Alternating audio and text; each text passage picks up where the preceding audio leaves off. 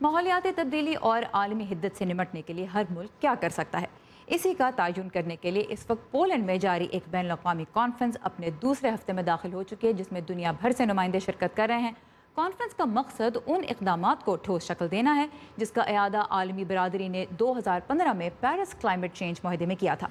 Poland میں جاری conference میں امریکہ کا کردار متنازع ہے، کیونکہ صدر ٹرمپ نہ صرف امریکہ کو پیرس کلائمیٹ چینج ایکارڈ سے الگ کرنے کا عندیہ دے چکے ہیں، ان کی انتظامیہ کوئلے کے استعمال کو فروغ دینے اور آلودگی سے متعلق قوانین میں ملک کے اندر نرمی لانے پر کام کر رہی ہے۔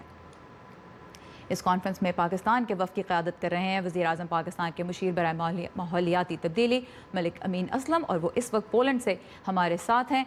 ملک امین، ویلکم ٹو ویو 360۔ یہ بتائیے گا، آپ اس کانفرنس میں شرکت کر رہے ہیں، پاکستان بھی جو ماحولیاتی تبدیلی کے متعلق اپنی کوششیں کر رہا ہے ان کو وہاں پہ بتایا جا رہا ہے۔ ہمارے ویورز کے لیے بتائیے 2-3 بنیادی نکات پاکستان کی انوائرمنٹل جو کلائمیٹ چینج ہے اس سے متعلق پالیسی کے۔ جی، بسم اللہ الرحمن الرحیم۔ سب سے پہلے تو میں آپ کو یہ بتانا چاہتا ہوں کہ پاکستان ان ممالک میں شامل ہے جو کہ اس مسئلے سے بہت بری طرح امپیکٹڈ ہیں، اور اس کانفرنس کے سٹارٹ میں جرمن واچ ایک ادارہ ہے جنہوں نے ایک رپورٹ شائع کی کہ پچھلے 20 سال میں کون سے ممالک ہیں جو کہ اس سے امپیکٹڈ ہوئے ہیں، اور ان میں پاکستان کا جو نمبر ہے وہ 8ویں نمبر پر تھا۔ تو یہ پاکستان ان ممالک میں شامل ہے جو متواتر کلائمیٹ چینج سے متاثر ہو رہے ہیں، اور اسی رپورٹ میں یہ بتایا گیا کہ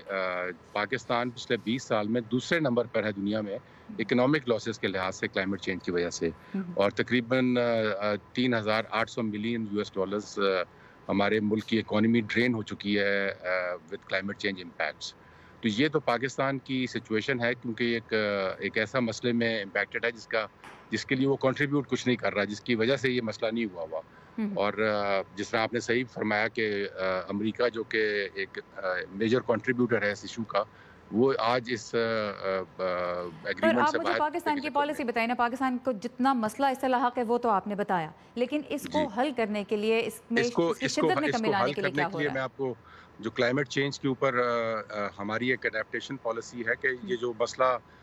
ہمیں درپیش ہے اس کے ساتھ ہم نے کیسے ڈیل کرنا ہے، اور اس کے لیے ہم نے مختلف اس کے نکات ہیں یا کہ جو امپیکٹس ہیں ان کے ساتھ جو فلڈز آ رہے ہیں ان کے لیے ارلی وارننگ سسٹمز لگانے ہیں، جو ولنریبل کمیونٹیز ہیں ان کو یہ بتانا ہے کہ آپ کو ان مسائل سے کس طریقے سے مقابلہ کرنا پڑے گا۔ اس کے ساتھ ساتھ دوسرا جو اس کا اسپیکٹ ہے ہماری کلائمیٹ پالیسی کا، وہ کلائمیٹ میٹیگیشن کے اوپر ہے کہ اس دنیا کے اس مسئلے کو کم کرنے میں پاکستان اپنا کردار کیسے ادا کر سکتا ہے، اور پاکستان ان چند ممالک میں ہے جو کہ اس سے متاثر تو بہت ہیں اور اس میں کنٹریبیوٹ انہوں نے کچھ نہیں کیا، لیکن اس کے باوجود وہ دنیا کی ہیلپ کر رہے ہیں اس معاملے کے ساتھ ڈیل کرنے کے لیے۔ پر امین اور اسد اس صاحب، ابھی سلسلے میں تک ہم میں نے یہ ایک نہیں مجھے بہت واضح ہوا کہ دو یا تین سٹیپس ایسے کون سے ہیں جو پاکستان خاص طور پہ اٹھا رہا ہے کلائمیٹ چینج کو روکنے کے لیے یا اس کی شدت میں کمی لانے کے لیے۔ جی، کلائمیٹ چینج کی شدت میں کمی لانے کے لیے پاکستان نے 1 ارب درخت لگائے ہیں پچھلے 5 سال کے اندر،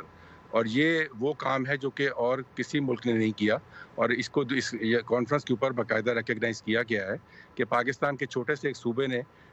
خیبر پختونخوا کے صوبے نے پچھلے 5 سال میں 1 ارب درخت لگائے، اور یہ درخت نہ صرف لگائے بلکہ اس کو ایک گلوبل اس کانفرنس کے ماتحت ایک ادارہ ہے بون چیلنج کا، اس میں ہم نے ایک ٹارگٹ اپنے آپ کو دیا اور اس ٹارگٹ کو میٹ کیا۔ Pakistan was the first anti جس نے اس ٹارگٹ کو میٹ کیا، اور اگلے 5 سال کے لیے ہم نے یہ تہیہ کیا کہ انشاءاللہ ہم نے اس کو 10 ٹائمز بڑھانا ہے، یعنی کہ 10 ارب درخت پاکستان میں ہم نے لگانے ہیں۔ تو یہ پاکستان کی کنٹریبیوشن ہے کلائمیٹ چینج کے ایفیکٹس کو کم کرنے کے لیے۔ اچھا، اس کے اب یہ ساتھ مجھے ساتھ بتائیے گا، ٹھیک ہے، ایک تو جی آپ نے درختوں کا بتایا اور اس حوالے سے ہم نے اپنے پروگرام میں بھی ایک رپورٹ حال ہی میں پیش کی تھی۔ یہ بتائیے کہ جو کمیونٹیز پاکستان میں اس سے سب سے زیادہ امپیکٹ ہو سکتی ہیں، اس میں زراعت کے شعبے سے منسلک افراد ہیں، ساحلی علاقوں میں ماہی گیری سے جن کا تعلق ہے وہ افراد شامل ہیں، ان کی مدد کے لیے یا ان کو اڈیپٹیبل بنانے کے لیے کیا کیا جا رہا ہے؟ جی، اس میں آپ نے جو صحیح فرمایا کہ ہمارا ایگریکلچر جو ہے وہ تقریباً 20% ہماری جو اڈیپٹیشن ہے وہ ایگریکلچر کے اوپر فوکسڈ ہے، اور اس میں کلائمیٹ سمارٹ ایگریکلچر کے نام سے ایک پروجیکٹ شروع کیا گیا دنیا میں، اور وہ دنیا کی 33 کنٹریز میں شروع کیا گیا اور جن میں پاکستان بھی شامل ہے، اور اس کی جو رپورٹ جہاں پر لانچ کی گئی ہے COP24 میں، وہ پاکستان نے ہی کی ہے، اور ہم اپنے فارمرز کو اس چیز کے متعلق بتائیں گے کہ یہ جو آگے موسمیاتی تبدیلیاں آ رہی ہیں ان کے ساتھ بہتر نمنڈکلی کون سے بہتر سیڈز لگانے ہیں، کس طریقے سے انہوں نے اپنی کراپنگ پیٹرن کو چینج کرنا ہے، کس طریقے سے اپنے پانی کو بہتر مینیج کرنا ہے. تو وہ انشاءاللہ ہم پاکستان کے 8 ڈسٹرکٹس کے اندر یہ پروجیکٹ لے کر جا رہے ہیں ایٹ دی انیشل سٹارٹ، جن میں سے 5 پنجاب میں ہیں اور 3 سندھ میں ہیں. لیکن یہ دنیا کے 33 جس طرح میں نے آپ کو بتایا ممالک میں یہ چیز ہو رہی ہے. اس کے ساتھ ساتھ جو ساحلی کمیونٹیز ہیں ان کو اڈیپٹیشن کے لیے سب سے بڑا جو ان کے پاس ہتھیار ہوتا ہے وہ مینگرووز کا ہوتا ہے، کیونکہ مینگرووز جو ہیں وہ آپ کے اسٹارم سرجز کو بھی اور سائیکلونز کو بھی مقابلہ کرنے میں کردار ادا کرتے ہیں. تو پاکستان ایک یہیں پر ایک اسٹڈی لانچ ہوئی جس کے مطابق پاکستان نے پچھلے 10 سال کے اندر اپنے مینگرووز میں اضافہ کیا ہے، حالانکہ دنیا میں مینگرووز میں کمی آ رہی ہے 2% کی ہر سال کے لحاظ سے. رائٹ. ملک امین اسلم جو وزیر اعظم پاکستان کے مشیر برائے ماحولیاتی تبدیلی ہیں، پولینڈ سے اس وقت بذریعہ اسکائپ ہمارے ساتھ تھے. آپ کے وقت کا بہت شکریہ. Thank you.